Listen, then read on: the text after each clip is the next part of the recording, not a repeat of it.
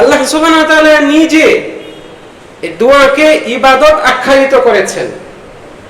যারা এই ইবাদত থেকে তথা আল্লাহর কাছে মিনতি করা, দোয়া করা থেকে বিমুখ থাকে, উদাসীন থাকে, এবং এই বিমুখ থাকা উদাসীনতার পেছনে বড় কারণ হচ্ছে অহংকারবোধ, অহমিকা, দাম্ভিকতা।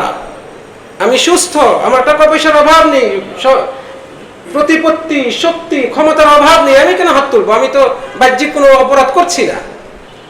এই বোধ যার মধ্যে রয়েছে, এই অবস্থা যার মধ্যে রয়েছে, আল্লাহ সুবহানাহু ওয়া তাআলা এমন ব্যক্তিকে জাহান্নামে দিবেন মর্মে হুমকি দিয়েছেন।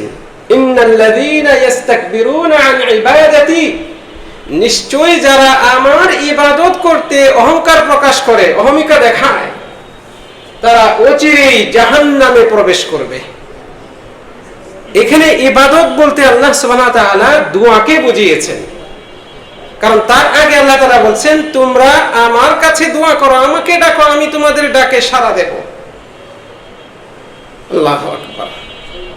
সম্মানিত দিনী ভাইরা, একজন মুমিন বান্দা যখন আল্লাহর শরণাপন্ন হয় এবং আল্লাহর কাছে দোয়া করে, আল্লাহ সুবহানাহু ওয়া তাআলা তার দোয়া কবুল করবেনই করবেন মর্মে ওয়াদা দিয়েছেন নবী মুহাম্মদ সাল্লাল্লাহু আলাইহি ওয়াসাল্লাম।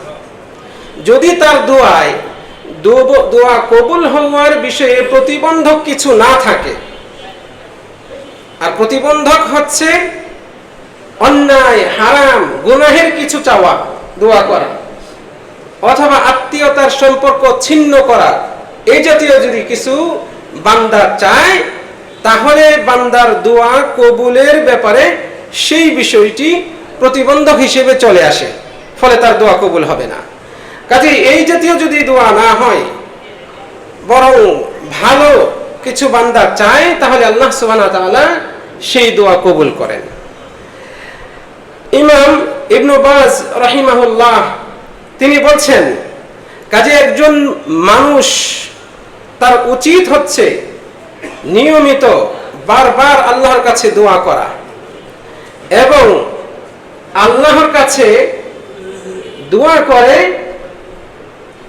সুধারণা পোষণ করা যে আল্লাহ ইনশাআল্লাহ আমার দোয়া কবুল করবেন। দোয়া কবুলের ব্যাপারে সুধারণা রাখা, এটা মানুষের কর্তব্য। এবং এই বিশ্বাস থাকা উচিত যে আল্লাহ রাব্বুল আলামিন তিনি সবকিছু জানেন, আমি যে বিষয়ে চাচ্ছি, আমার কি প্রয়োজন সেটা জানেন, এবং তিনি অত্যন্ত প্রাজ্ঞ, হিকমতওয়ালা, এবং এই দোয়া তিনি কবুল করবেন কি